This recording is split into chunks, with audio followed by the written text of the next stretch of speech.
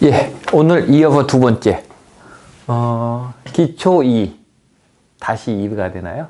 공급 이완, 그 적정 공급 이완, 그리고 누적 공급에 대해서 말씀을 드리겠습니다. 카메라 잘 받았나? 예. 날씨가 추워요. 두꺼운 거 입고 왔는데 하나 더 입었습니다. 제가 이거 동영상 찍을 때 이 오디오 때문에 소리가 딴 거 들어갈까봐 제가 원래 한여름에도 에어컨 안 켜고 한겨울에도 히터 안 틀고 하다 보니까 좀 추워요. 예. 정말 겨울이 된 것 같습니다. 올 한 해가 또 지나가네요. 제가 요즘 한 해가 지나가는데 연말 되면은 전망해야 되거든요. 전망? 내년 전망이니 뭐 이런 거 제가 거의 하죠. 예.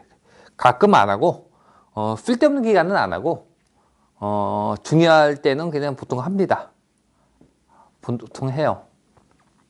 하는데 원래는 해야 되나 말아야 되나 생각을 하고 있어요. 제가 요즘 약간 슬럼프인데 뭐 시장을 모르겠어 슬럼프가 아니라 너무 시장이 복잡해지니까 너무 사람들이 힘들고 하니까 조금 그런 면이 없지 않아 있습니다. 요거 한번 먼저 얘기하고 들어볼까요? 제가 언제 시장 전망하고 언제 시장 전망을 안 하는지 아세요? 뭐 거의 다 했던 것 같긴 한데 가끔 할까 말까 하다가 그냥 별 성의 없이 할 때도 있고 시장 전망을 안 할 때도 있어요. 제가 이렇게 보세요, 여러분들. 시장이 이렇게 있으면요, 상업성장이 이렇게 오죠. 제가 시장 전망할 때 2012년도에 진짜 열심히 했던 2012년도 말, 그러니까 2013년도 이때죠. 이때 했습니다. 이때. 그리고 2015년도 열심히 했죠. 그 다음에 2018회 열심히 했죠. 이때 되게 열심히 했습니다. 그리고 2019, 2020, 2020. 올해는 뭐 그렇게 열심히 안 했는데 이렇게 했죠. 나머지에는 그냥 별로 별 다를 게 없습니다 하고 했어요. 이거 뭔지 아세요? 2013이 무슨 년도죠?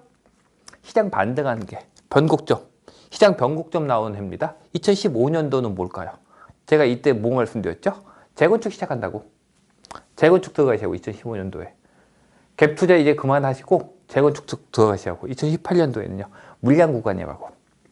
2020년에는요 전국 이제 다시 물량 구간 끝나고 실거주장 들어간다고. 그러니까 이럴 때는 되게 전망을 열심히 해요. 이거 중요한 해입니다. 중요한 해. 보시면은 여러분 이거 중요한 해들이에요. 여러분들의 시간이라는 게 우리가 인간은 삶은 시간을 갖다가 1년 단위로 인식을 하지만은 1년 단위로 인식을 하죠. 1년 단위로 인식을 하지만은 우리 뭐 사계절이 있고 지구 공전 주기인가요? 1년 주기로 하는데 부동산 같은 경우는 주기가 1년 주기가 아니에요.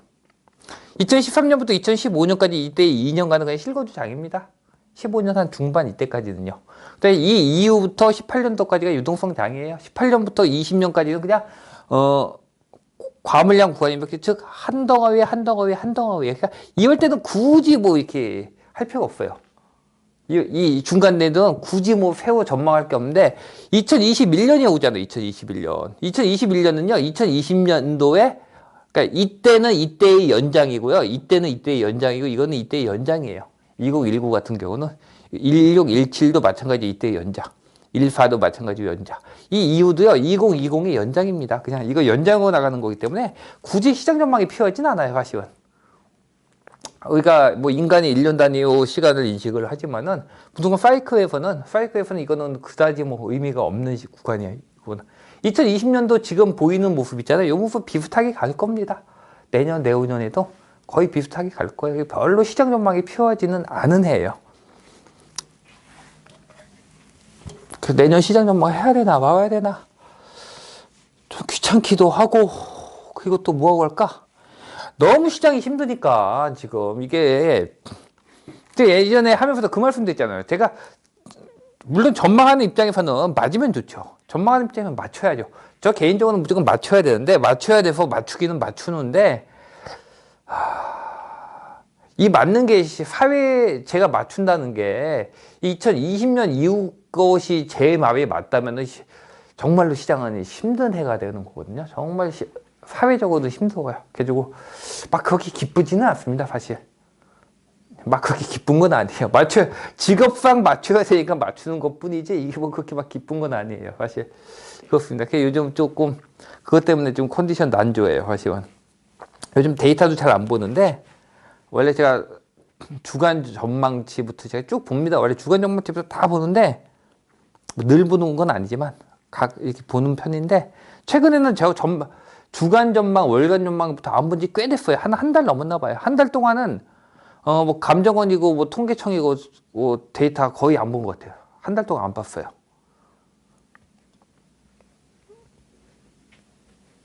안 본 것도 있고요. 사실 볼 필요가 없어요. 여러분 지금 뭐 데이터 볼 필요가 있을 것 같으세요?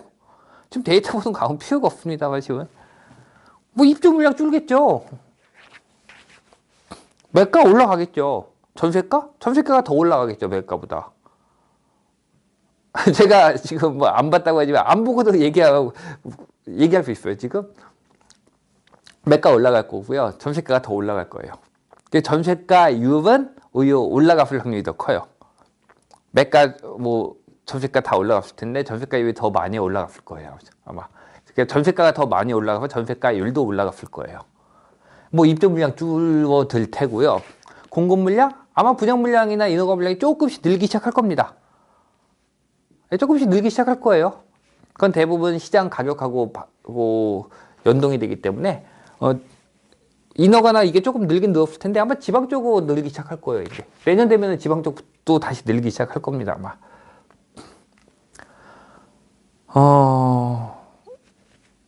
전월세 전환율은 비슷할 거예요. 비슷한 건데 별 특별한 이벤트는 없으니까 전월세 전환율 아마 약간 떨어질 겁니다. 아마 조금씩 떨어지고 있을 거예요. 사실 안 봐도 뻔해요. 여러분 시장이 하는 게 안 봐도 뻔해요. 대강 방향성도 거의 뻔하고 그럼 이게 나중에 어떤 영향을 미칠 거냐 그것도 대부분 뻔합니다. 여전히 입주 물량 없을 테니까 전세 가격 계속 올라갈 테고 부동산 쪽 정부가 열심히 막아주니까 고가주택 쪽보다는 중저가 쪽에서 가격이 올라갈 테고 갭이 줄어들 테고 그러니까 고가하고 중저가하고 갭이 줄어들 테고 이게 지속돼 가지고 바짝 붙으면 다시 고가가 치고 올라갈 테고 그래서 정부가 막으니까 전세가가 더 올라간다고 했잖아요. 매가보다. 이거 무슨 얘기예요? 상승 에너지가 쌓인다는 얘기입니다. 이거 상승 에너지가 쌓인다는 얘기예요. 그럼 어떻게 돼요? 상승이 더 안정적으로 되겠죠. 리스크하고 한다면은 지방 상승이 올해 나오면서 원래 분양 물량이 땅 터졌어야 되는데 지금 정부가 막았어요. 그래서 분양 물량, 인허가 물량이 늘다가 줄었습니다. 그거 아마 살살 다시 늘기 시작할 거예요. 그럼 이게 약간 리스크입니다. 분양과 인허가가 늘어난 게. 그럼 이게 늘어난 게 언제 영향을 미치냐? 한 2년 반 정도 후. 즉 지방은 2년 반이나 3년 후 정도. 근데 지방 쪽도 연간의 물량이 나왔기 때문에 아마 한 3년 후 정도? 원래는 2년 안쪽이었는데 지금 이게 한 타임 줄고 들어갔거든요. 한 타임 줄고 들어갔어요. 한 타임 줄고 들어가는데 왜 한 타임 줄면 한 반년 정도? 반년에서 얼마 정도 공급 스타트가 늦었는데 실제로 시장에 영향을 미치는 거는 반년 정도가 아니에요. 더 길게 미쳐요. 반년 정도가 아니라 실제로는 공급 스타트가 한 반년 늦었지만 실제 영향을 미치는 거는 시장에서는 조금 더 늦게까지 미칩니다. 왜 더 늦게까지 미치냐면 그 부분도 오늘 얘기할 부분인데 공급 때문에 그래요. 공급. 시장의 한 방향이 여러분들이 크게 보면은 제가 그 얘기했잖아요. 여러분들 야구팀 A랑 B랑 싸워요. 제가 옛날에 잘 들던 얘기인데 A랑 B가 싸워요. A가 되게 강팀입니다. 여기 약팀이에요. 여기가 해태 타이거즈고 여기가 뭐 산미 슈퍼스타즈예요. 이렇게 싸워요. 여기 투수가 선동열 선수 나왔어요. 여기서는 뭐 누군가 나왔습니다. 이게 싸웁니다. 누가 이길까요, 이거? 우리가 결과 예측은 쉬워요. 결과 예측은. 이거 이쪽이 이길 겁니다. 거의 이쪽이 이겼고요, 사실. 길게 보면은 우리가 알고 있는 것 같죠. 조합해서 길게 보면요. 무엇이 이기는지는 우리는 1번. 경기 결과 누가 이긴다. 배팅을 걸 수 있어요. 그럼 우리는 이거는 상당히 높은 확률을 맞출 수가 있습니다. 2번. 3회 초 말에 누가 이긴다. 한 회에서. 즉 누가 점수를 내고 누가 점수를 못 낸다. 이거는요. 요건 조금 애매합니다. 선동열 선수가 잘 던지긴 하지만 그렇다고 방어율이 완전히 0이어가지고 점수 하나도 안 주는 건 아니에요. 점수 줄 수 있어요. 보통 0점대 방어율과 한 1점 정도 나오니까 한 회에 한 번 정도 점수 주니까. 하필이면은 선동열 선수가 한 점을 점수를 줬는데, 한미 슈퍼스타즈한테 그의 한미 슈퍼스타즈가 막을 수도 있잖아요. 이건 얼마든지 있을 수 있잖아요. 이거는 확률이 떨어집니다. 3번. 3회에 첫 타자에게 초구를 무엇을 던질까? 스트라이크일까? 볼일까? 선동열 선수가 물론 제구력이 좋으니까 스트라이크를 더 많이 던지겠지만 그렇다고 선동열 선수가 한 회에 던지는 모든 공을 스트라이크를 던지는 건 당연히 아닙니다. 어때요? 보시면은 위로 갈수록 성공 확률이 높아지죠. 오히려 장기 전망이 더 잘 맞는 경우가 되게 많아요, 여러분. 여러분들이 하면서 제가 이렇게 뭐 10년치 장기 전망하면 여러분들이 10년치 장기 전망, 5년치 장기 전망 이렇게 맞추면은 대단하신데요 하는 경우가 있는데 저는 뭐 반년 앞두고 내다보기 힘든데 제 입장에서 보면은요 이건 비슷해요. 반년 앞에 맞추고 한 달 뒤에 맞추는 게요 오히려 몇 년 뒤를 맞추는 것보다 오히려 더 힘들 경우가 많아요. 왜냐면 단기적으로 모르거든요. 아니 선동열 선수가 공 하나 뺄지 어떻게 와요? 뭐 스트라이크 던질 수도 있는데 한번 간을 볼까? 어떻게 치나? 하고 공 하나 뺄 수 있잖아요. 그럼 볼 던지는 거예요. 장기적으로 보면은 전체적으로만 하면 스트라이크를 더 많이 던지겠지만 추세라는 건 이런 거고요. 이게 변수예요. 변수라는 건 어떻게 될지 모르는 거예요. 전체 추세적으로 보면은 아마 얘네가 이길 텐데 한 회만 보면은 좀 더 확률이 떨어지고 한 회에 초구 뭐 아니면 두 번째 타자의 초구 두 번째 공 스트라이크일까요 볼일까요 갖다 맞추고 한다면 이건 정말로 힘들어지는 겁니다. 여러분 부동산 투자가 좋은 게 뭔지 아세요? 여러분들 부동산 투자 처음 하시는 분들 그리고 하시던 분들 반드시 이거 하나를 깨닫고 가셔야 돼요. 제가 가끔 그런 얘기 하잖아요. 제가 왜 안 틀리는 줄 아세요? 이건 제가 저쪽에 보면 얘기했구나. 제가 자랑이나 건방을 떨려는 게 아니라 제가 왜 안 틀리는 줄 아세요? 간단해요. 틀린 얘기를 안 하면 돼요. 그럼 우리가 알아야 될 건 뭘까요? 내가 해야 할 수 있는 말 중에서 뭐가 맞는 말이고 뭐가 틀린 말인지를 알면 됩니다. 즉 1번, 2번, 3번 내기 중에서 우리는 어떤 것이 더 확률이 높고 어떤 것이 맞는 말인지를 알면 돼요. 그러면 여러분들 이걸 얘기하면 여러분들 안 틀려요. 하지만 여러분들 이걸 얘기하면 틀릴 확률이 크죠. 이것도 틀릴 확률이 꽤 크죠. 이거보다 더 크고 이게 틀릴 확률이 더 크죠. 맞는 얘기를 하면 돼요. 전 여러분들 이런 거 질문하시면 저 답변 안 하잖아요. 여러분들 중에서 방배동의 재건축이 괜찮아요? 아니면 저기 무슨 동이 있죠? 제가 서울에 아는 동이 뭐 있을까? 성수동의 재건축이 괜찮아요. 그럼 저 답변 안 하잖아요. 모른다고. 그거 답변하시는 분들 계십니다. 전 답변 안 해요. 모른다고. 이런 거거든요. 이런 건 몰라요, 제가. 아는 것만 얘기하면 돼요. 그러면 안 틀려요.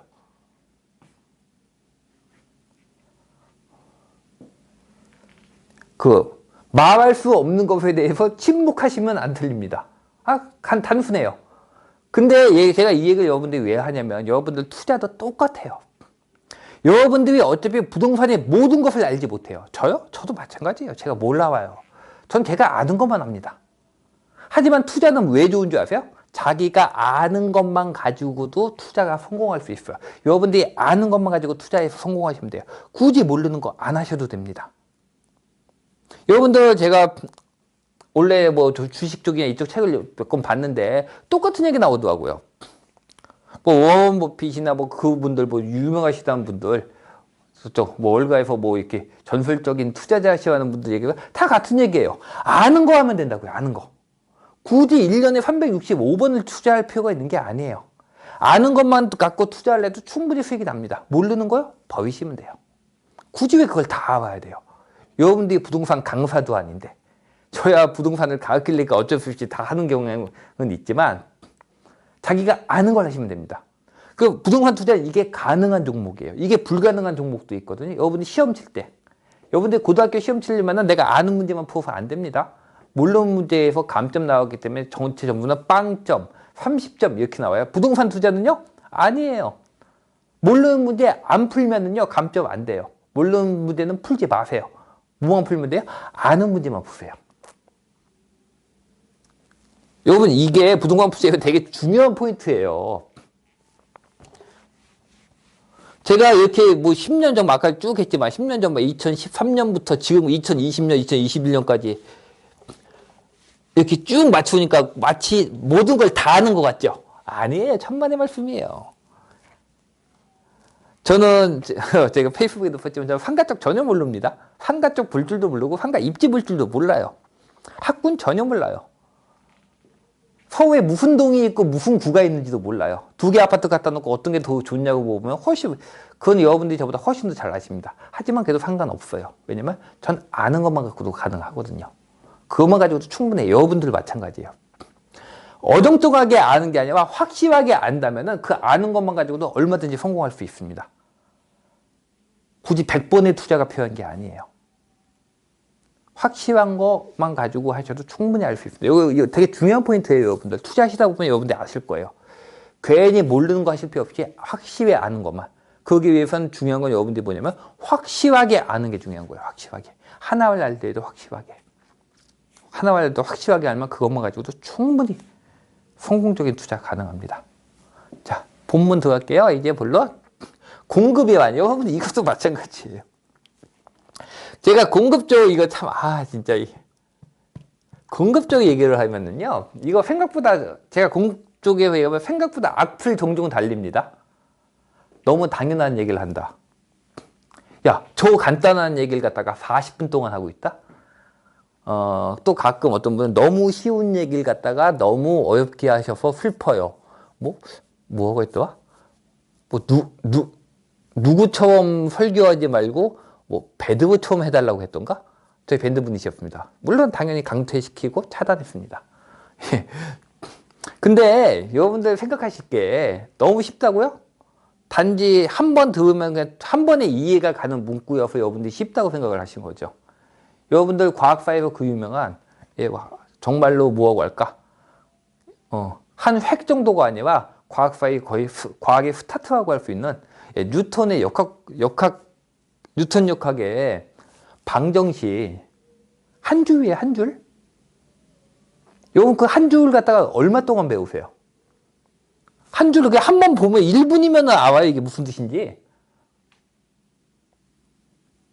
1분 만에 안다고 해서 여러분들이 그 1분 만에 이해하는 것 같으세요? 아닙니다. 부동산의 가격은 공급에 의해서 좌우가 된다. 공급은 닫힌 개다. 그렇기 때문에 총 수요보다 총 공급이 많으면 이것은 추세적으로 상승이 발생한다. 사실 간단히 하자면 요 한 3줄, 4줄밖에 안 되는데 이 3줄, 4줄밖에 안 되는 걸 왜 40분 동안 하느냐고 하신 경우 있는데 사실 40분 아니죠. 저 지금 벌써 이 간단한 걸 가지고 8년 동안 얘기를 하고 있죠. 여러분들이 듣고 이해했다고 해서 그게 여러분께 아니에요. 좀 더 깊이 생각을 하실 필요가 있습니다. 여기면 제가 공급이라고 얘기를 하는데 이 공급이란 건 기본적으로 보자고 한다면 누적 공급입니다. 이 차이가 굉장히 커요. 공급이냐 누적 공급이냐 이 차이가 굉장히 큽니다. 공급과 누적 공급의 차이가 뭐냐면은 보세요. 수요는 거의 일정하다고 했죠. 수요는 왜냐면 신혼부부이기 때문에 거의 일정해요. 20몇만 나옵니다. 20몇만. 20몇만에서 많으면 22만이고 적으면 19만이에요. 또는 또 적으면 18만. 오차 보면 5% 이내입니다. 5% 이내. 그러니까 즉 선을 걷을 때 이렇게 차이 나죠. 이게 한 5% 되겠죠, 차이가? 이렇게 걷을 때 선이 이 정도 차이겠죠. 이제 이 정도 차이예요. 쭉 직선 걷는데 선이 떨려서 흔들리는 정도가 변수 정도 되는 겁니다, 그냥. 자, 공급이란 건 그렇지 않아요. 공급은 굉장히 오차가 커요. 여기 큽니다. 이렇게 많이 될 때도 있고 이렇게 적게 될 때도 있어요. 많게 될 때는 40에서 50만까지 나오고 적게 될 때는 20만도 안 나와요. 10몇만 대가 떨어집니다. 20만 이하도 나왔다가 50만 이상도 나왔다가 이런 게 공급입니다. 자, 수요보다 공급이 많아요. 자, 이거 보세요. 수요보다 공급이 많은 구간이죠. 1번 구간은 수요보다 공급이 많은 구간, 2번은 공급보다 수요가 많은 구간입니다. 보통 이걸 갖다가 뭐하고 얘기를 하냐면 수요보다 공급이 많기 때문에 이거는 공급 과다 구간이라고 생각을 해요. 여러분들 이걸 보면 자, 공급 과다 구간이 언제예요 하면은 이때부터 이때까지가 공급 과다 구간입니다. 그럼 공급 부족 구간은 언제죠? 그러면 이때부터 이때까지가 공급 부족 구간입니다. 라고 얘기를 하실 거예요. 그쵸? 그쵸? 정말 그래요? 확실해요? 공급은 뭐하고요? 누적 공급이라고요. 자, 공급 과다 구간이라고 했죠? 자, 공급 과다 구간이고 이게 가격이 떨어졌다는 얘기는 무슨 얘기죠? 공급이 줄었다는 얘기는 무슨 얘기예요? 하나를 보면 모든 걸 다 연관시키면 전체를 보세요. 부동산에 제일 중요한 건 전체를 갖다 한 번에 보시는 겁니다. 제가 조망한다고 얘기를 하는데 시장을 조망할 수 있어요. 시장은 제가 거의 부동산 시장을 갖다 생각할 때는 거의 저는 이렇게 뭐 딴짓하면서 거의 욕조 들어가서 물 받아놓고 하는데 제가 그때 계속 떠올리는 이미지가 뭐냐면 농담이 아니라 정말로 저는 이미지가 이렇게 눈 감고 시장이 이 앞에 이렇게 있다고 봐요. 이렇게. 내가 이렇게 내려다본다고 생각해요. 시장을. 계속 이 이미지 가지고 시장을 봅니다. 좀 더 구체적으로 얘기하면 시장을 좀 어떻게 보냐면 시장을 볼 때 왜 사람들이 개미굴 볼 때 있죠. 개미들이 돌아다니는 개미굴 볼 때 보듯이 시장을 개미굴 보는 느낌으로 내어다 놓고 봐요. 이렇게. 시장이 어떻게 움직이는지. 어떻게 움직이는구나. 아이고 얘가 움직이네. 이런 식으로. 시장 전체를 한 번에 조망하시는 게 중요합니다. 자, 공급이 떨어졌다는 얘기는 무슨 뜻이에요? 이거는 가격이 하락했다는 얘기죠. 왜? 이때 무슨 현상이 발생했을까? 이거는 지금 공급량 그래프예요. 이거는 수요고요. 이거는 공급이에요. 공급. 자, 이거는 공급이 이건 수요입니다. 봤을 때 공급이 늘었다가 줄었죠. 자, 공급이 줄고 있죠. 이때 무슨 일이 발생했을까요? 전세가 하락 나왔을 거고요. 매가 하락이 나왔을 겁니다. 뒤이어서. 전세가와 매가 하락이 나오니까 수요가 줄어들었을 테고 그러니까 공급량이 줄어들었을 겁니다. 자, 그래서 공급량이 적정 수요보다 수요보다 줄게 됩니다. 그래서 이때는 공급량이 수요보다 줄어요. 그럼 이때가 뭐하고요? 이때 2번이 뭐하고요? 공급 부족. 1번은 공급 과다라고 생각을 하실 수 있어요. 정말 그럴까요? 어렵지 않잖아요. 정말 그럴까요? 수요가 이건데 공급이 이만큼이에요. 이만큼밖에 안 나왔어요. 그럼 공급이 부족할 것 같죠? 정말 부족할까요? 아니에요. 안 부족해요. 왜 안 부족할까요? 이만큼 과다치가 있잖아요. 이거 어디 갔어요? 이거. 자, 수요를 봅시다. 수요가 3. 자, 이게 뭐냐면 이게 3이에요. 3. 이렇게 쭉 옵니다. 3. 자, 공급이 보세요. 이때부터 3, 4, 5, 4, 3, 2, 1 이렇게 갑니다. 4, 5, 4 몇 과다예요? 1. 이거는요. 2. 1 과다는 어디 갔어요? 여러분들 공급량이 1 과다가 나왔어요. 그래서 중공업 2분양이 떴습니다. 그 집은 어떻게 해결할까요? 1년이 지나가면 해가 지나가면 홈플러스에서 알뜰 뭐 이거 하는 것처럼 폐기 처분하나요? 싸게 팔긴 하죠. 폐기 처분하나요? 폐기 처분 안 합니다. 그럼 이건 어디 가죠? 이건 뒤로 넘어가요. 이거는 몇 과다예요? 이때는 1과다. 이때는 2과다? 아닙니다. 1 더하기 2과다에서 3이 과다가 나오는 거예요. 이때는요. 1과다? 천만에요. 3 더하기 1에서 4과다가 나온 거예요. 그럼 과다가 어떻게 나오냐? 이때는 공급량이 4, 5, 4가 나왔다면요. 1. 이때는 3. 이때는 4. 공급량 과다는 언제가 가장 심해요? 공급량이 4, 5, 4가 나왔다면 공급량 과다가 5가 제일 심할 것 같아요? 아니라니까요. 누적이라니까요. 이때가 가장 심하다고, 이때가. 당연한 거예요. 생각해보시면. 여러분, 당연합니다. 여러분들 공급량 과다가 나왔다고 해가지고. 자, 공급량 과다가 나왔다는 얘기는 뭐냐면 보통 수요를 넘는 공급이 나왔다는 얘기고 또 뭐 전세 가격이 하락하고 미분양이 나옵니다. 뭐 대부분의 경우에 결정적으로 미분양 발생해요. 자, 미분양이 발생하면 그 미분양 어떻게 되나요? 아파트 부시나요? 2008년도 때 미분양이 미친 듯이 발생했습니다. 정말 많이 발생했어요. 미분양을 부시나요? 안 부십니다. 그 미분양 어떻게 되죠? 해가 지나가면 다음 연도 공급량이 합쳐져서 나옵니다. 즉, 올해가 1만 세대가 과다 분양이었고, 1만 세대가 과다 분양이던 입주던 과공급이었고, 그 다음 해가 또 1년 1 정도가 과공급이면 첫 해는 2위 과공급이지만 두 번째는 1 더하기 1, 2가 과공급이 되는 거예요. 당연한 거예요, 당연한 거예요. 여러분 생각해 보세요. 생각해보시면 다시 당연한 겁니다. 여러분들이 주문을 넣었어요. 주문을 444 주문을 넣었어요. 근데 주문이 3일 후부터 도착을 해요. 택배가 3일 후부터 도착을 합니다. 3일 후부터 몇 시 주문을 도착을 할까요? 내가 444 넣고 3일 후니까 3일 후부터 택배가 444 와요. 근데 손님을 보니까 4만큼 안 들어왔어. 내가 식당을 할 때 3만 됐어. 그럼 몇이 남아요? 첫째 남은 1. 두 번째 남은 1 남나요? 아니죠. 첫 번째 날 남은 1 가져오잖아요. 2가 남죠. 세 번째 남은 마찬가지 2위니까 2위 남나요? 아니죠. 세 개를 합쳐 3이 남죠. 누적이라고요. 공급량은. 당연한 거예요. 여러분들. 누적이 안 되는 건 뭐가 있냐면 홈플러스의 신선식품이 있습니다. 이건 누적이 안 돼요. 그 다음날 가면 폐기 처분합니다. 이런 식으로 폐기 처분이 가능한 것들은 공급량이 누적으로 남지 않아요. 근데 폐기 처분이 불가능한 것들은 공급량이 누적으로 남습니다. 당연한 거예요. 생각해 보시면. 여러분 아파트 미분양 샀다고 부시는 거 본 적 있으세요? 저 한 번 봤어요. 사실은. 모든 건 다 예외가 있다고 한 번 부신 적이 있습니다. 예전 2010년도인가 11년도인가요? 정말 아파트 한 동 부셨어요.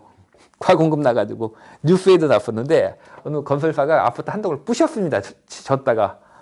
네, 그런 경우도 있는데 뭐 극히 드문 경우고. 자, 그래서 4, 5, 4하고 한다면 이때는 몇 과물량이에요? 1.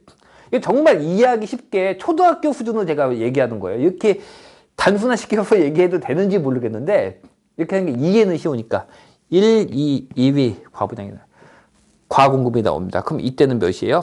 과공급이 자 이때는 1, 이때는 3, 이때는 4 과공급의 상태에서 그 다음에 똔똔이 딱 떨어집니다. 여기서 수요와 공급이 딱 맞아요. 그럼 이거는 과공급이 몇이죠? 0인가요? 이게 수요와 공급이 0이 되는 지점으로 보이세요? 적정어? 천만에요. 플러스 4예요. 4 과공급 상태로 들어가는 겁니다. 그러니까 공급 물량이 떨어지겠죠. 과공급 상태니까 공급 물량이 떨어지죠. 왜? 과공급이니까 가격이 떨어지고 그러니까 공급 물량이 떨어지는 거예요. 만약에 이게 적정이었다고 한다면은 적정이었고 하고 공급 물량이 떨어졌다고 한다면 여기서 가격이 뛰니까 공급 물량이 이 다음 해부터는 늘었어야죠. 안 늘잖아요. 어렵나요? 어렵지 않죠? 여러분들 이걸 보고 자 이거는 이거는 과다 물량 구간 1번은 2번은 과소 물량 구간에 생각하지만 안 된다고요. 똑같은 게 언제였냐면 이때입니다. 과소가 쭉 나와요. 자 과다가 나오기 시작합니다. 이때가 그럼 과다 물량 구간이니까 이때가 아니라고요. 왜? 과소가 이만큼이 쌓여 있잖아요. 여기는 과소 몇이에요? 마이너스 1. 여기는 똑같이 본다면 마이너스 3. 여기는 마이너스 4. 이때는 적정이에요? 아니요. 마이너스 4라고요. 그럼 이때 만약에 1만큼 과다가 나왔어도 이게 그럼 1 과다 물량 구간인가 이때가? 수요보다 공급이 많으니까 아니라고요. 마이너스 4에서 2을 빼니까 마이너스에서 마이너스 2을 빼면 어떻게 되죠? 하여간에 3이 부족하게 된다고요. 3 부족 구간이 나온다고. 이게 과물량 구간이야 3 부족 구간이 나온다고. 이게 몇 년도예요? 우리나라에서. 최근에 있었습니다. 이게 몇 년도죠? 2017년도. 제가 2017년도 전망 뭐하고 있는지 가서 보세요. 2017년 물량 뭐하고 있죠? 제가 2017년도는 공급 자체로는 많지만은 이 자체로 보면 과물량 구간처럼 보일 수 있지만 앞쪽에 부족 구간인 공급량은 누적이기 때문에 공급량 누적 부족 구간이 앞에 겹쳐 있기 때문에 이때는 과물량 구간을 시장이 느끼지 못한다. 즉 이때는 물량으로 인한 과물량에 인한 가격 하락 나오지 않는다. 그럼 가격 하락 언제 나오냐? 최소 이때부터 1년이나 1년 반은 지난 다음에 그래서 이 정도가 돼야지 여기서 마이너스 2가 또 나와줘야지 똔똔 나오면서 이게 이때부터 물량 부담을 느낀다고. 그래서 실제 과물량 구간은 언제부터 2017년도 중반기부터 과물량 구간 진입한 거예요. 가격하고 언제 나왔어요? 2019년도 초반부에 나왔잖아요. 초반부에 나왔잖아요. 얼마의 시차가 있어요? 2018 중간 1.5년의 시차가 생기는 겁니다. 이 시차가 왜 생기냐면 이것 때문에 그래요. 공급 물량은 누적입니다. 너무 쉽다고요? 공급 물량, 수요와 공급에 의해서 시장이 판가름된다고 얘기를 하면은 저 얘기를 왜 40분이나 하고 있냐고요? 40분이 아니라 여러분 자꾸 42일 아니면 4년을 해도 부족한 얘기예요. 여러분들이 정말로 이해를 하고 있는지를 생각을 해보세요. 다 이해했다고 생각을 하지 마시고 정말로 이해를 하고 있는지. 여러분들이 정말로 공급량은 누적이고 공급량에 의해서 시장이 움직인다는 거, 이거 하나 정말로 이해하고 있다면요, 여러분들은 앞으로의 시장 전망을 쭉 할 수 있으셔야 돼요. 4에서 5년치까지는 오차 없이 할 수 있으셔야 됩니다. 여러분들이 제가 2013, 2014년도 할 때 그때 알아들으셨다면 그때는 더 쉬워요. 한 10년치, 한 7, 8년치? 저처럼 7, 8년치, 10년치 시장 전망이 나올 수 있으셔야 돼요. 그게 못했다는 얘기는 여러분들이 실제로 그걸 이해하고 있지 못하다는 얘기입니다. 보세요. 공급 물량은 누적이에요. 그리고 김현미 작가님께서 맨날 공급 물량은 충분하다고 얘기를 하죠. 그 공급 물량이 충분은 무슨 뜻이냐면 이 뜻이에요. 이 뜻. 이때가 공급 물량은 충분해 보이죠. 하지만 앞쪽에서 누적 분이 있잖아요. 누적 부족한 거. 무슨 얘기냐면은 이 누적 부족한 게 여러분들이 오입을 굶긴 거예요. 오입을 굶기고, 자, 이제 뭐 간헐적 단식하죠? 예, 저도 해봤습니다. 예. 간헐적 단식하고 이제 첫 끼예요. 아, 이거 많이 먹으면 안 되는데. 원래 간헐적 단식하고 밥 많이 먹고, 배고프다고 밥 많이 먹으면요, 여러분 병원 실려가십니다. 안 돼요. 제가 예전 신문사 다닐 때 저희 옆에 계신 분이 간헐적 단식 10일 단식하시고 그 다음날 단식 끝난 날 배고프시다고 밥 드시더니 며칠간 회사 못 나오셨습니다. 예, 병원 실려가셨다고. 예, 원래 그러면 안 되는데 하여간에 간헐적 단식을 5일을 굶은 거예요.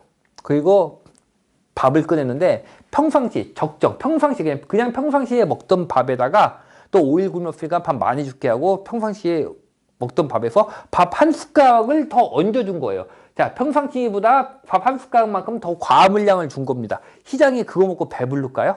여러분들 5일을 굶기고 평상시 밥그릇 하나에다 밥 한 숟가락 딱 얹어주면 그거 먹고 배불러 하실 것 같아요? 아닙니다.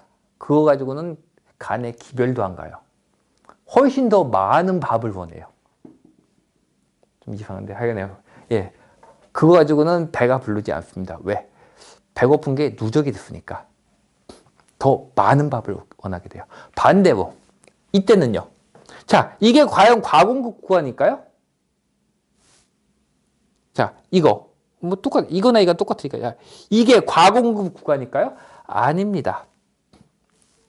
이때가 그럼 공급 부족 구간일까요? 아니, 이것도 이 전반부는 공급 부족이 나타나지 않아요. 왜냐면 이 과물량 구간이 소진돼야 되기 때문에 이 전 부분에는 공급 부족이 나타나지 않습니다. 이게 이 구간이 뭐냐면, 자, 이 구간이 뭐냐면, 자, 이 두 구간이 뭐냐면, 실제로는 적정보다 많거나 적은데 시장이 느끼는 건 뭐냐면 적정보다 많지만 시장은 적다고 느끼고 적정보다 적지만 시장은 많다고 느껴요. 왜냐면 앞에 누적분이 있기 때문에. 그리고 제가 이게 사실 뭐하고 비슷하냐면 제가 요즘 얼마 전에 이거 보고 그 얘기 했잖아요. 미 연준에서 평균 물가 목표제라고 얘기를 했는데 그 개념과 똑같아요. 사실은요. 앞에 누적분이 있기 때문에 누적 부족분이 쌓여있는 상태이기 때문에 그 뒤에 약간의 오버슈팅이 나오게 돼도 시장은 실제로는 오버슈팅이라고 느끼는 게 아니라 부족 구간이라고 느끼게 되는 겁니다. 반대의 경우도 마찬가지예요. 반대의 경우도. 오버슈팅이 쌓여있는 상태가 된다면 그 다음에 시장은 부족 구간을 들어가도 앞에 이게 넘어간 부분, 과다된 부분이 소진되기 전까지는 시장은 실제로는 줄어든 걸 느끼는 게 아니라 실제는 과다라고 느끼게 됩니다. 그러니까 이론상의 적정과 실제 시장이 느끼는 적정은 차이가 있어요. 실제는 적정이지만 실제 적정이 있다면 실제 적정보다 많게 공급을 해줘도 시장은 적다고 느끼게 되고 적게 공급을 해도 많다고 느끼게 돼요. 이때 이걸 갖다 어떤 식으로 해결하면 되냐면요. 이거는 사실 말할 필요가 없을 수도 있는데 지금 여러분들이 조금 단계가 넘어간다면은 말할 필요가 있어요. 아주 기초 단계 아니면은 알고 계셔야 됩니다. 자, 과물량 구간이 넘어갔는데 시장은 실제로 이때는 부족 구간이라고 느껴요. 그럼 어떻게 될까요? 더 많이 준다, 1번. 아니에요. 아닙니다. 여러분들 오이를 밥 굶은 사람한테 먹겠다는 대로 다 줬다가는 어떻게 되는지 아세요? 탈나서 병원에 실려갑니다. 실려가요. 어떻게 하면 될까요, 그러면? 그래도 배고프잖아요. 근데 이 사람이 성격이 무척 예민해. 너무 배고픔을 느껴도 안 돼. 그래도 또 이 성격이 안 좋아가지고 주위 사람들이 힘들어. 그럼 어떻게 하면 될까요? 실제 적정보다 부족이 누적되어 있는 상태라면 실제 적정보다 조금 많이 주면서 어떻게 돼요? 조금 많이 주는 걸 길게 끌고 가는 거예요. 완만하게. 이런 식으로 후진을 시키는 겁니다. 부족을 갖다가 후진시키는 방법은요. 시장이 배부르다 할 만큼 공급을 퍼주는 게 아니라 일종의 개념적인 적정치보다 조금 더 주면서 그걸 길게 끌고 가는 방법인 거예요. 이 연준에서 나온 평균 물가 목표제 보세요. 똑같은 얘기예요. 사실은 이거. 그래서 그때 그것도 그러면은 평균 물가라고 잡았을 때 어디서 어느 지점을 잡는다고 말씀하시는데 어느 지점 잡을까요? 여기서는요. 여기 들어보시면 어느 지점일 것 같아요. 여기서는 뭘 평균을 잡아야 될까요? 이게요. 이거 변곡점. 변곡점과 변곡점에서 오버된 부분을 평균을 잡는 거예요. 이럴 때는요. 사실 제가 뭐 그쪽 패턴이 이쪽 전 전혀 모르는데 이쪽은 왜냐면 제가 계속 공부해오던 쪽이니까 누적 과다와 누적 과소에 대해서 어떤 식으로 시장이 접근을 해야 되는지. 그래서 누적 과소가 크게 쌓였을 때는 적정치보다 과다를 길게 끌고 가는 거예요. 이런 식으로 후진을 시킵니다. 그럼 이게 제가 이 얘기를 왜 했을까요? 다 필요 없는 얘기처럼 들리실 수 있죠. 사실 이거는 뭐 금리 부분이니까 예. 금리 부분이 다 필요 없는 얘기처럼 들리실 수 있겠지만 이때는 우리는 이걸 알아두실 필요가 있어요. 사실은 지금은 아닌데 몇 년 지난 뒤부터는 여러분들이 이걸 알아두실 필요가 있어요. 자, 하나 물어볼게요. 질문. 과소 구간을 지나서 개념적인 적정치보다 약간 더 주는 상태로 길게 끌고 간다고 해봅시다. 제가 요 앞에 얘기했죠. 시장은 적정이라고 느끼지 못한다고요. 뭘로 느낄까요? 실제 적정치보다 조금 더 많이 줘가지고 쭉 끌고 갔을 때 시장은 많다고 느낄까요? 적다고 느낄까요? 적다고 느껴요. 시장은요. 적다고 느낍니다. 적다고 느끼지만은 그래도 적정치보다는 많기 때문에 참을만하게 적다고 느끼면서 그걸 쭉 길게 가져가면서 부작용을 최소화시키면서 물량을 넣어주는 거예요. 이 과소 부족분을 갖다가 과소 부족분에 대한 부작용을 최소화시키면서 조금씩 더 줘서 끌고 가는 거예요. 이런 식으로 쭉 끌고 가는 겁니다. 그러면 시장은 뭐라고 느끼냐면 과소하고 느껴요. 즉 무슨 얘기냐?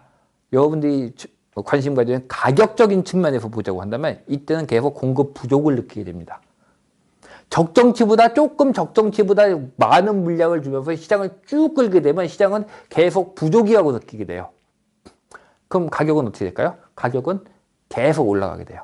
하지만 약간 적정치보다 더 주면서 길게 끌고 가는 거기 때문에 시장의 상승폭을 제한시키면서 시장은 계속 부족이기 때문에 즉 완만한 상승이 쭉 나오게 되는 거예요. 완만한 상승이. 그러니까 이원적인 기준치보다 조금 높은 수준을 근데 팍 높지 않고 조금 높은 수준을 길게 끌고 가게 되는 겁니다. 또 높은 수준을 길게 끌고 가려면 시장이 부족이라고 느껴야지 끌고 갈 수가 있는 거예요. 제가 이 얘기를 왜 계속하는지 아세요? 이게 뭐하고 관련이 있을까요, 여러분들? 이게 뭐하고 관련이 있을 것 같으세요?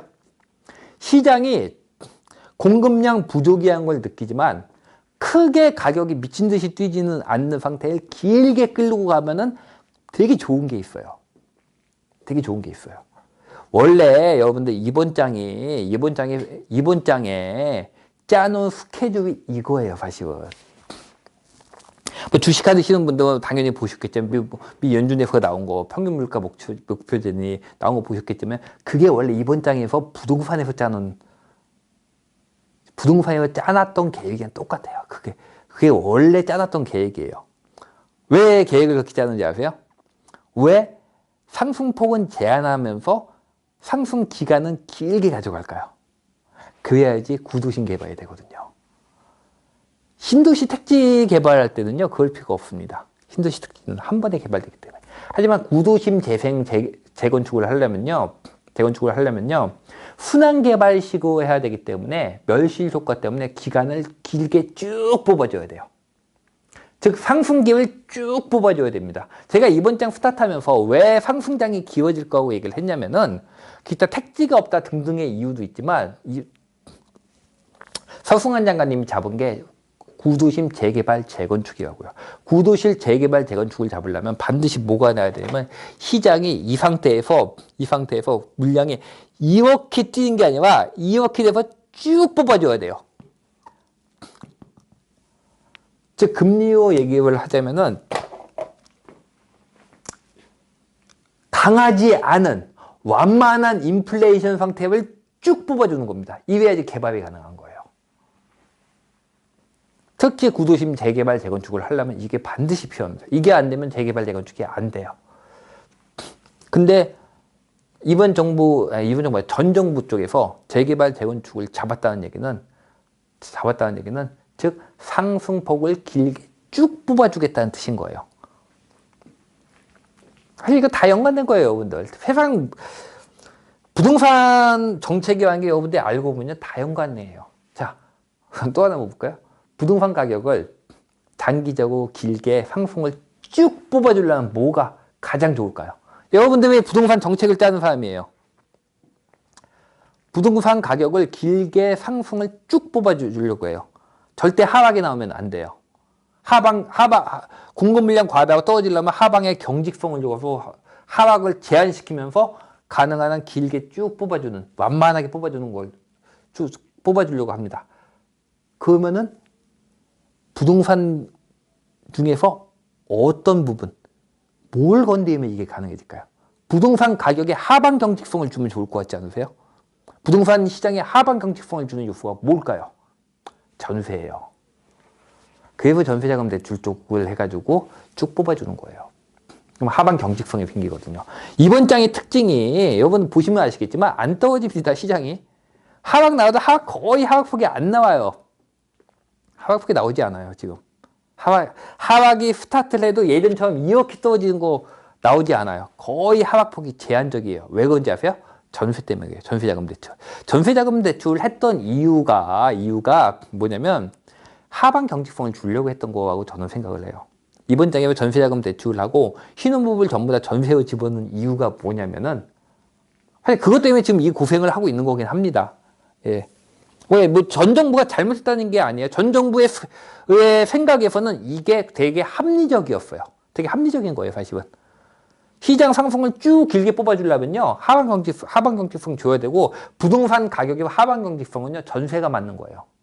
이걸 맞는 게 전세, 실거주 가치가 맡아주는 겁니다. 이 하방 경직은 원래.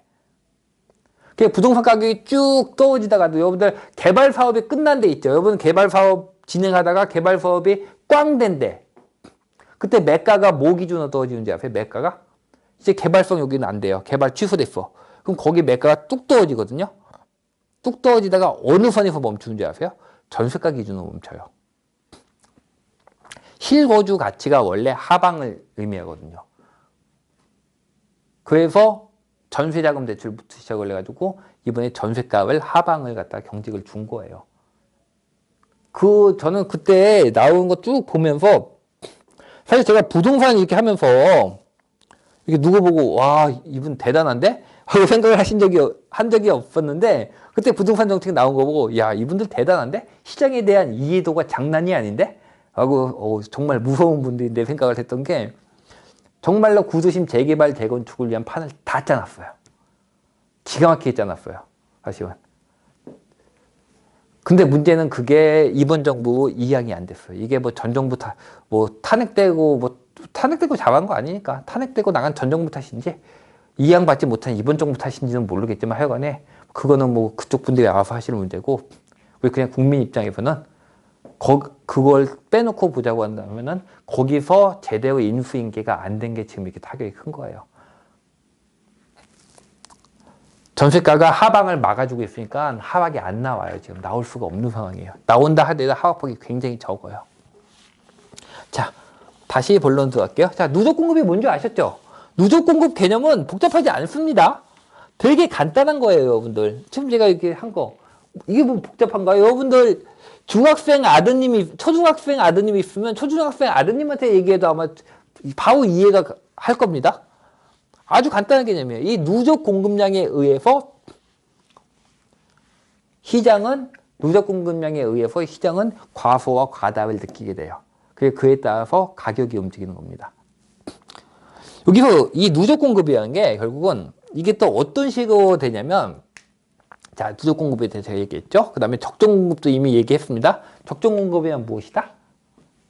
실제로 이거는 일종의 개념, 추상적인 개념에 불과해요. 실질적으로 적정 공급이라는 건 없습니다. 여러분들 제가 사이클 볼 때 항상 길게 봐야 된다고 했죠. 길게 보는 거예요. 가능한 길게 보세요. 자, 이렇게 했을 때. 이 부분이 과소예요, 과다예요 나왔을 때 우리는 과소, 과다를 얘기할 수가 없어요. 이 부분만 봐서는. 왜? 이 앞에 부분이 어땠는지 모른다고. 이게 과소 구간이었는데 이렇게 자, 한 해만 이렇게 CT 촬영을 딱 했어요.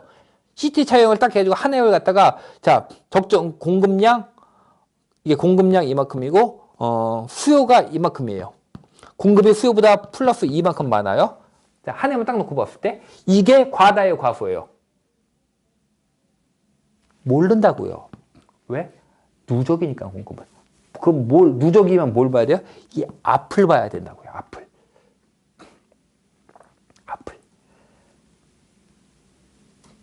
이벤트가 아니에요. 이벤트가.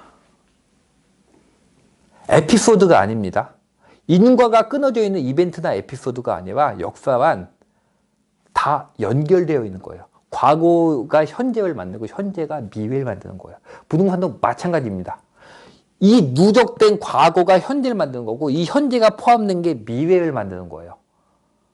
굉장히 좋은 말이고요. 좋은 말이 아니라 사실이고 여러분들이 반드시 이해하셔야 돼요. 반드시 기억하셔야 됩니다. 왜 반드시 기억해야 되냐면 제가 요즘 다 안다고요? 아니에요. 보세요, 여러분들. 질문 나온 걸 보면 되는데 여러분들 지금 뭐 2023년에 어느 동네에 물량이 나와요. 그럼 이거는 뭐 어느 도시에 뭐 적정 물량이 3만인데 2023년에 어느 A라는 도시에 적정 물량이 3만인데 공급이 5가 나와요. 이거 어떻게 해야 될까요? 하고 얘기를 하시죠. 이게 뭐예요? 똑같아요. CTO 하나를 갖다 긁어놓은 거라고요. 이게 과다인지 과소인지 여러분들이 어떻게 아세요? 적정이 3인데 5가 나왔으니까 과다하고요. 정말요? 그 기준은 뭐예요, 여러분들? 지금 기준으로 그때를 보시는 거잖아요. 지금 기준으로 2023년 또는 2025년을 보시는 거잖아요. 지금 기준. 뭐가 빠져 있어요? 지금부터 2023년까지가 빠져 있잖아요. 지금부터 2025년까지 누적치가 다 빠져 있잖아요. 시장을 어떻게 봐요, 그렇게 해가지고. 공급은 누적이라니까요. 제가 공급은 누적이라는 얘기를 갖다 한 100만 번 얘기를 한 것 같은데 여러분들 100만 번 듣고 이해하셨다고 생각할지 모르겠지만 제가 보기엔 이해 못했어요, 아직도. 공급은 누적이라니까요. 지금부터 2023년치까지 누적분이 다 빠져 있잖아요. 또는 지금부터 2025년까지 누적치가 빠져 있잖아요. 왜 지금 기준으로 미래를 보냐고요. 미래를 볼 땐 여러분들이 기준으로 갖다 미래로 가셔서 미래 기준으로 미래를 보셔야 되는 거예요. 지금 기준으로 미래를 보는 게 아니에요. 이 누적치 다 빠져 있잖아요. 3만인데 5만이에요가 아니라 이 전까지가 어떠냐고. 이 전까지가 CT를 한번 찍어서 이때가 공급이 오고 이제 3에서 2만이 과다인데 이게 오를까요 떨어질까요가 아니라 이 앞이 무슨 구간이었냐고요. 공급이 부족 구간이었냐고요, 아니면 과다 구간이었냐고요. 왜 모든 걸 갖다 이벤트로 파악을 하려고 하세요? 여러분 그 법을 고치지 않으면 추세 절대 못 봅니다. 추세 절대 보지 못해요. 모든 건 연관되어 있습니다. 모든 시장은 유기적으로 연관되어 있기 때문에 모든 요소들도 연관시켜서 보셔야 되고 시간도 연관시켜서 보셔야 되는 거예요.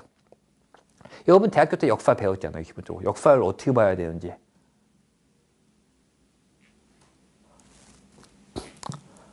다 단절되어 있는 그런 건 없습니다. 다 영향을 주는 거예요. 하나의 흐름으로 보세요. 개별 사건이 아니라 하나의 흐름으로 보셔야 되는 거예요. 자, 이때가 만약에 부족 구간이었다면 이 과다가 나왔다고 해도 이거는 과다가 아니라고요. 그럼 시장이 과다를 느끼려면 어떻게 해야 돼요? 이 뒤에도 과다가 나와준다면 이거는 이때쯤 되면 과다고 느낍니다. 보통 그래서 시장이 과물량이 앞에 과부족 상태일 때 정말로 일반적인 이 사이클에서 이온 공급량이 이렇게 널뛰는 사이클에서 과물량이 나왔을 때 시장이 과물량을 느끼려면 보통 한 2년치 정도 걸려요. 1년치 가지고는 시장이 과물량이라고 느끼지 못합니다. 보통의 경우 그래요. 기간으로 하면 한 1년 반에서 2년 정도의 과물량이 나와줘야지 그때부터 시장이 과물량이라고 느낍니다. 좀 전에 예를 들었던 것처럼 서울 수도권 같은 경우도 2017년 말부터 과물량이었지만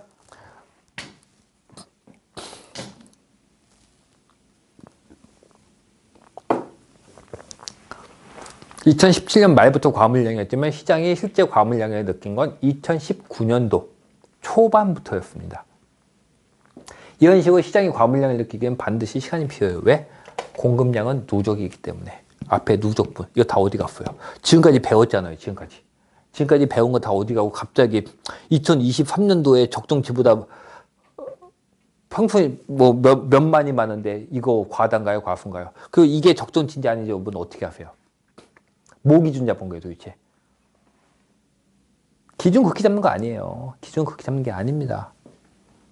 여러분들이 할 때 최근 평균 5년치, 평균 3년치 얘기를 하는데 부동산 사이클은 기본으로 원래 이론적으로 제가 10년 얘기를 하는데 보통 12년 뭐 이 정도 얘기를 하는데 실제로는 12년도 아니에요. 더 긴 경우도 많아요. 자, 이렇게 물량이 나왔습니다. 물량이 나왔어요. 이때 평균 5년치의 물량은 뭘까요? 상승기 때 이만큼의 물량이에요. 이거는 평균이 아닙니다. 평균보다 훨씬 높아요. 여러분 부동산에가 평균 5년치를 얘기할 때는 대부분은 틀립니다. 대부분 틀려요. 왜냐면 이때는 평균 5년치는 무지하게 많고 이 하락 구간 이때의 평균 5년치는 무지하게 적어요. 그러니까 이때나 이때 와가지고 평균 5년치 대비해서 물량이 많다고 얘기하거든요. 평균 5년치가 뭔지 아세요? 이때 기준 평균 5년치가. 이때요, 최하락. 자고 나면 집값이 1,000만 원씩 떨어질 때. 이때 물량이 나왔을 것 같으세요? 이걸 평균치로 잡아가지고 이걸 가지고 적정을 잡는다? 말 같지도 않은 얘기예요. 그럼 뭐가 적정이냐고요? 이거냐고? 그럼 이거냐고요? 이건 과다죠. 그럼 뭐가 적정이냐고요? 모르죠. 어떻게 하냐고요? 전체를 보셔야죠. 얼마 정도가 됐을 때 시장이 과소를 느껴서 올라갔고 또 얼마 정도가 쌓였을 때 시장이 과다를 느껴서 하락을 했고 하락하다가 어느 정도 과소가 나왔을 때 다시 시장이 물량 과소를 느끼고 가격이 올라갔는지 각 도시별로 전체적인 그래프를 갖다 길게 가능한 10몇 년에서 20년치를 놓고 보셔야 되는 거예요. 절대로 하나의 수치로 나오는 게 아니야. 어떤 대강의 범위로 나오는 건데 그 범위조차도 시기가 언제냐에 따라서 공급 물량은 모두 다 달라집니다. 적정 공급이란 건 없어요. 적정 공급 어떻게 구하냐고요? 뭐 인구수 곱하기 말도 안 되는 얘기고요. 적정 공급이란 건 없습니다. 추상적인 개념에 불과해요. 그나마 우리가 이걸 찾는 방법은 그 해당 A 도시의 공급량 사이클을 보고 가격 사이클을 보고 자, 이 정도 공급이 어느 정도 몇 년치 누적이 됐을 때 시장이 과물량을 느끼고 가격이 하락을 했구나. 즉, 이 정도 물량이 몇 년치가 되면 과다. 이 정도 과소 물량이 몇 년치 되니까 시장이 상승을 했구나. 부족을 느끼고. 즉, 이 정도 A, B, C, D, E, F, G. A 플러스 B 플러스 C 플러스 D에 나누기 뭐 4, 5, 6, 7을 해가지고 쭉쭉쭉이면 자, 평균 이 정도가 되면은 과라고 보면 되는구나.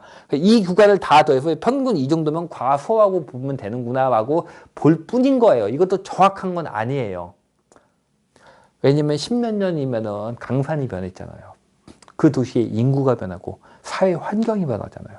그러니까 이건 일종의 과물량, 적정 공급 물량의 어떤 하나의 추상적인 수치가 아니라 대강의 범위로만 나오는 거예요. 범위. 그때마다 다 다른 거고요. 대강 이런 식으로 파악을 하는 겁니다. 하나의 수치가 나오지 않아요.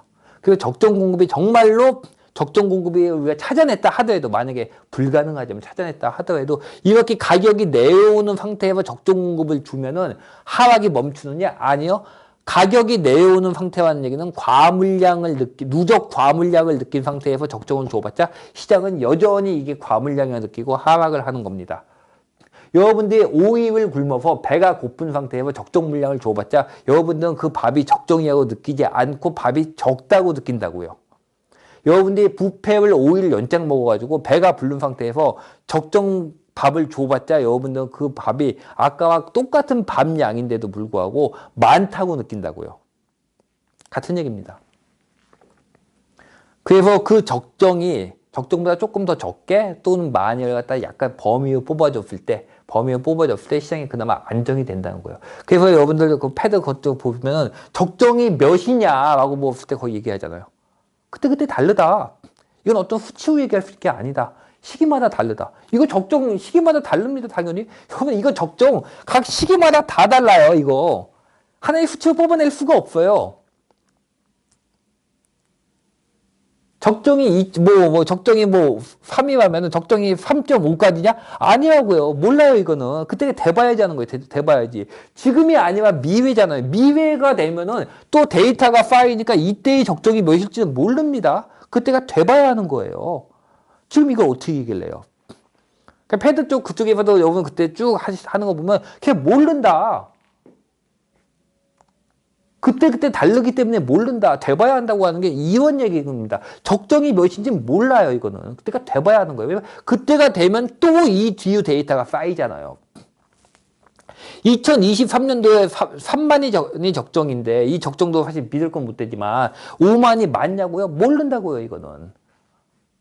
그래서 지금으로서 판단을 하자면요.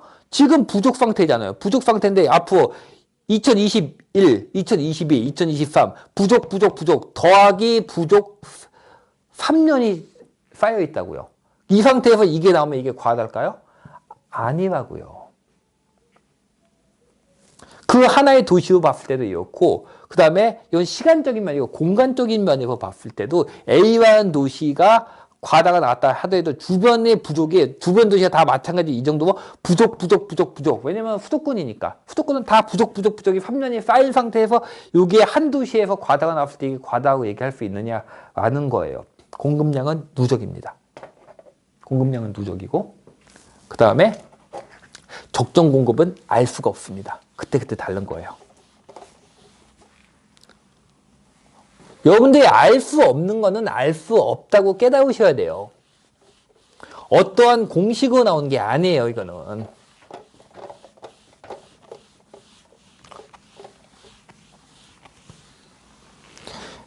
자, 마지막으로 하나를 더 짚고 넘어가서 얘기를 하겠습니다. 그래서 여기서 이 공급량의 누적이라는 걸 하나 더 볼 게 있어요. 하나 더 볼 게 뭐냐면 제가 2018년도, 2019년도에 종종 했던 얘기예요.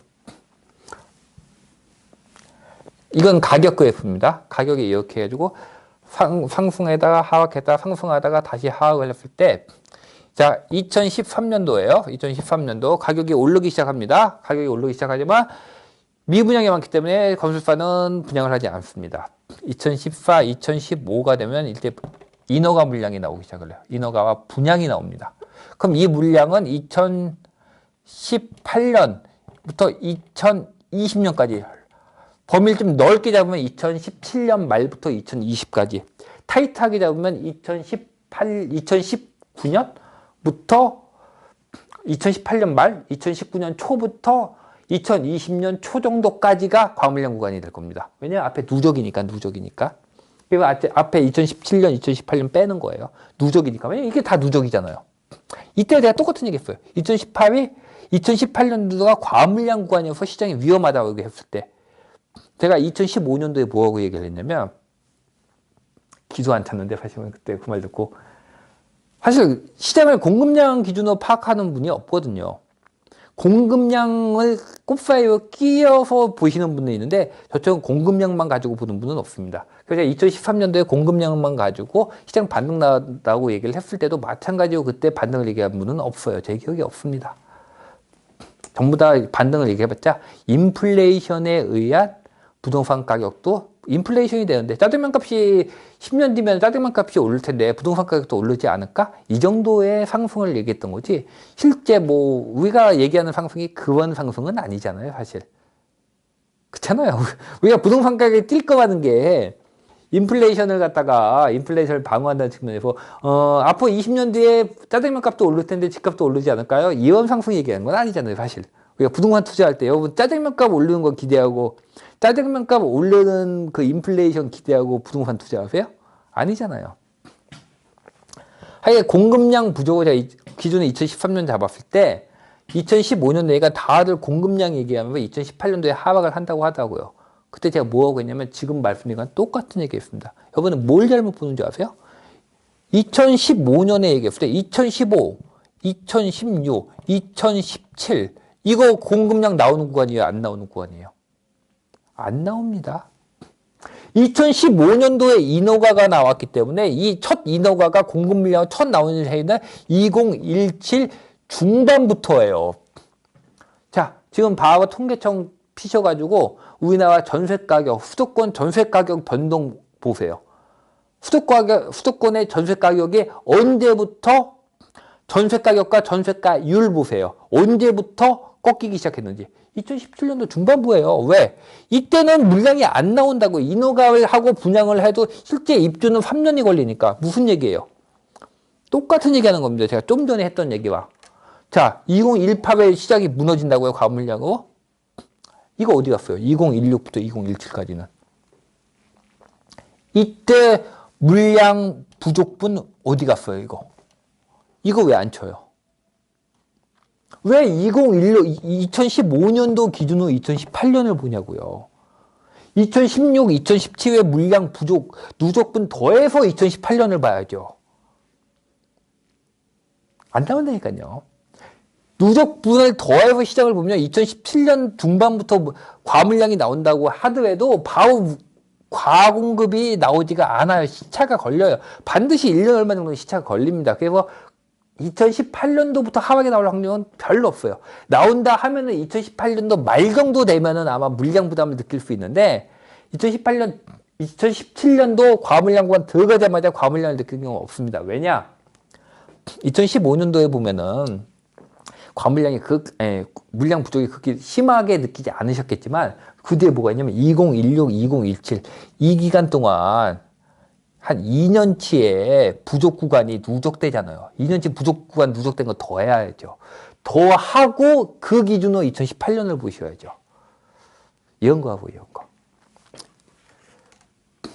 공급량이 누적이라는 거는 항상 누적 기준으로 시장을 봐야 되는 겁니다.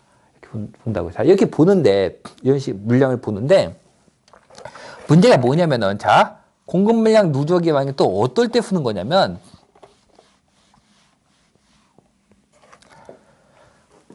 이걸 좀 더 자세히 말씀드리면 나중에 할게요, 여러분들.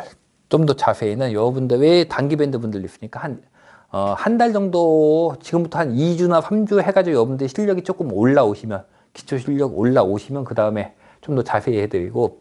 자, 시장이 이렇게 꺾이고 내려가고 꺾이고 할 때는요, 시장이 이렇게 변곡점이 생길 때는요, 여기서 현재 시장이 궁금한 거 여러분 언제 꺾일까잖아요. 이거는 무엇이다? 공급에 누적이 있어야만 됩니다. 그럼 뭘 보는 거냐? 2017 말부터 2019년도 한 말, 한 말 정도, 중반이나 말까지.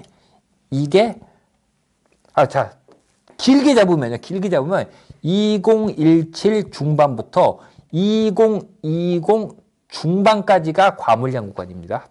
여러분, 우리 지금 과물량 구간 지난 지 얼마 안 돼요. 막 지났어요. 사실은 2021년도 내년 초까지도 약간은 물량이 있는 구간이에요. 이거 지나면 정말 없습니다. 하지만 앞에 부분 빼고 뒤는 분양 물량 없으니까 빼고 하면은 진짜 이 중에 하이라이트, 이게 전체가 과물량 구간인데 하이라이트 과물량 구간은 2018 후반부터 2019 초반까지. 이때 2018 중후반 한 요 정도 중간에 1년. 이 정도 1년이 반짝반짝 하이라이트 과물량 구간이에요. 넓게 잡으면 이 정도가 과물량 구간이고. 근데 이 과물량은 다 뭐하고요? 누적입니다. 자, 2018년도에 시장이 이제 하락으로 접어든다고 얘기하시는 분들이 수도 없이 많았습니다. 너무 많았어요. 사실 이번 장에 물량을 가지고 시장 분석하는 거는 제가 2013년도에 틀 잡아놨고 10년 공급 물량 누적에 의한 부동산 10년 주기설을 만들면서 공급량 누적을 본다. 공급량에 의해서 시장의 사이클을 알 수 있다는 걸 다 틀을 만들어 놨고, 사실 수많은 분들이 보시면서 제 공급 물량 가지고 시장 분석하는 거는 사실 굉장히 많은 분들이 사용을 하셨습니다. 근데 갑자기 2018 되니까 시장이 하락할 것 같고도 얘기를 하시더라고요. 2015년도 그 정도에. 이때는 2015, 2016년도에 계속 물량 매도하신 분들 상당히 많죠.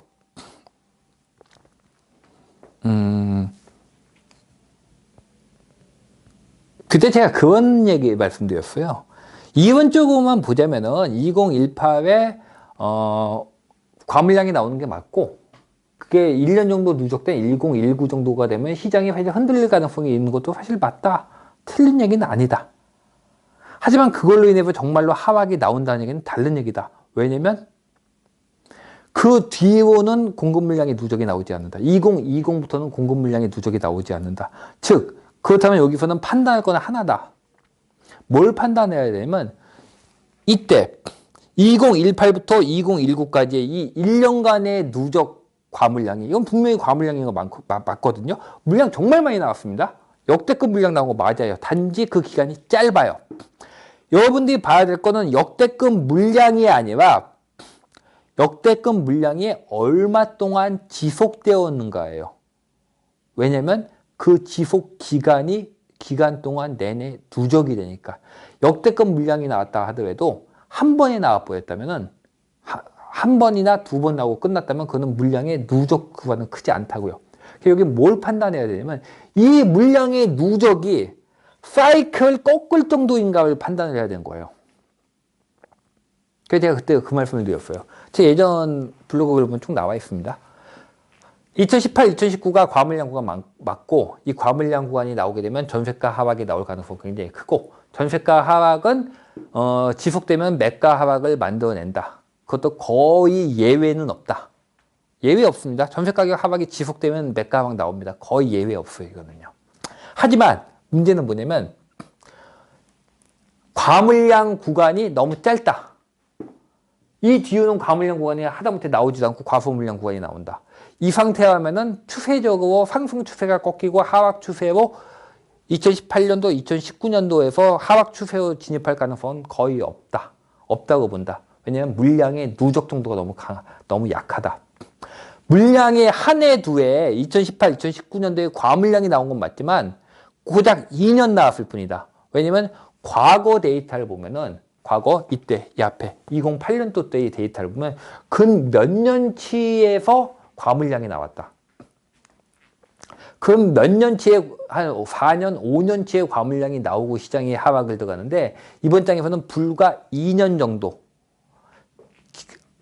크게 잡으면 3년, 짧게 잡으면 2년 정도의 과물량이 나왔을 뿐인데, 대신에 이 앞쪽의 과소물량 구간도 굉장히 길다. 그리고 실제로 시장의 과물량 구간이라고 심각하다고 볼 수 있는 건 불과 1년에서 크게 잡아도 1년 반 정도밖에 안 된다. 1년 반의 과물량 구간이 과연 추세를 꺾을 수 있을까? 거의 힘들다고 본다. 또한 1년 반의 과물량 가지고는 만약에 가격이 하락을 한다 해도 이게 추세가 아니라 가격이 하락을 한다 해도 또 추세가 아니라 다시 재상승 들어갈 거다. 제 옛날 여러분들 지금 단기 밴드 분들 다 제 옛날 거 보고 계시죠? 몇 차에 있더라? 제 옛날 거 보시면요. 칠판에 써져 있습니다. 칠판 여기 보면 이거 써져 있어요. 2018, 2019 과물량 구간에서 시장이 떨어진다고 해도 이렇게 하고 이렇게 1번, 2번 써져 있죠. 이게 그겁니다. 만약에 떨어진다고 해도 다시 더 높은 각도로 치고 올라갈 거다. 또는 멸실이 많다면은 떨어지지 않고 그냥 치고 올라갈 거다. 즉 여기서 떨어진다고 하더라도 1년 반 과물량 가지고는 떨어진다 하도 다시 치고 올라갈 거고, 만약에 2017, 2018에서 왜냐면 2017년 말 기준으로 재초안이 시작되기 때문에 재건축하는 곳들이 다 속력을 낼 거라고요. 속력을 낼 거라고 생각을 했어요. 제가 2013, 2014, 2015 때 시장 전망할 때는 재초안이 끝나기 때문에 그 전에 관리 처분까지 떨어뜨려야 되기 때문에 2018에 멸시비 상당히 나올 거라고 봤습니다. 근데 실제로는 안 나왔죠. 제가 요구하는 제 생각과 다르게 갔습니다. 저는 그게 됐어야 된다고 생각을 하는 사람이에요. 왜냐면 그때 2018 때 관리 처분을 많은 재개발 재건축 단지들이 들어갔으면은, 재건축 단지들이 들어갔으면은 아마 2021년도에 이렇게 물량이 없어서 시장이 걱정을 하지는 않았을 거예요. 그럼 그게 지금도 아쉬워요. 2018에 속력을 냈어야 된다고 봐요. 멸시를. 그 멸시를 들어간다고 하면 이렇게 하락도 안 나오고 그냥 꾸준히 올라갈 것이다. 그 얘기를 했던 거예요. 자, 여기서 여러분들이 알 수 있는 건 뭐냐면 물량이 누적이라는 얘기는 또 무슨 뜻이냐. 물량의 누적 정도가 어느 정도인지를 보고 추세가 바뀔지를 갖다가 판단한다는 뜻이에요. 일단 현재 그래도 2018, 2019가 오면서 일단은 물량 구간이 한 번 지나갔습니다. 하지만 이 물량 가지고는 시장을 하락으로 이끌 정도의 물량이 나오지 못했어요. 그래서 2018, 2019 만약에 시장이 하락한다고 하면은 경우는 두 가지밖에 없다. 뭐냐면 하나는 2018, 2019 때 멸시비 나와주면서 재건축적 멸시비 나와주면서 시장이 하락이 나오지 않는 경우, 이건 가격이 그냥 올라갈 것이다. 또 하나의 경우가 있는데, 또 하나의 경우는 2018, 2019 때 멸시비 나오지 않으면서, 왜냐면 이건 지자체장 쪽의 권한이니까 멸시비 나오지 않으면서 가격이 그러면 과공급을 하락했을 때, 이때는 어떻게 되면 그 물량 구간이 지나면서 더 높은 상승률로 다시 원래의 궤도 찾아갈 것이다. 라고 제가 그때 칠판 보면은 제가 옛날 강의 보면 전부 다 이게 있습니다. 1번, 2번. 한쪽 여기다 써놨을 때도 있고요. 여기다 써놨을 때도 있어요. 이거 여러분들 잊지 마시고. 2018, 2019 때 이런 식으로 만약에 가격이 하락한다면 그 뒤에는 그냥 물량 누적이 크지 않기 때문에 이렇게 올라가니까 이때는 신도시나 신축 가격이 왜냐 하락이 나올 테니까 물량이 나와서 가격이 하락해 있는 신도시나 신축 매입하시고 B급이나 C급도 괜찮으니까 그때만 해도 다산 신도시 같은 데도 다들 안 쳐다보셨는데 이렇게 되면 그 뒤에 물량 부족 구간이 있기 때문에 아마 이때는 그런 데를 많이 흔들릴 테니까 그런 데, 고독 같은 데 그런 데들 관심 가지고 매입하시라고는 의미에서 요거 써놓고 있었습니다. 이처럼 물량이 누적으로 봐서 이 누적 물량을 가지고 시장의 추세를 보는 거예요. 시장 추세가 결국은 상승을 유지할 수 있을 것인지. 과물량이 나왔다고 시장의 추세가 꺾이는 게 아니에요. 과물량이 얼마나 누적되어 있는가. 이게 시장 추세를 꺾을 만한가를 보셔야 되는 겁니다. 추세를 꺾을 만하지 않다면 계속 상승으로 지나갈 거예요. 2018, 2019의 과물량은요. 과물량은 맞았고 굉장히 무시무시한 물량이 나왔던 것도 맞지만 시장을 꺾을 정도의 누적이 되지 않았어요. 왜? 기간이 짧았으니까. 과물량인지만 보는 게 아니라 과물량의 기간이 얼마나 길었나도 보셔야 되는 겁니다. 마찬가지로 과소 물량 구간도 물량 부족이 얼마나 심각한가만 보시는 게 아니라 그 물량 부족 구간이 얼마나 기왔나도 보셔야 되는 겁니다. 이게 물량은 누적이라는 의미입니다. 그래서 오늘 공급이와 공급 물량은 누적으로 보셔야 된다. 그 다음에 적정 공급이야. 적정 공급은 일종의 추상적인 개념이지 실제로는 없다. 하지만 우리는 이건 일종의 범위로 나타난 거고 구간마다 적정 공급의 양은 다 다르다.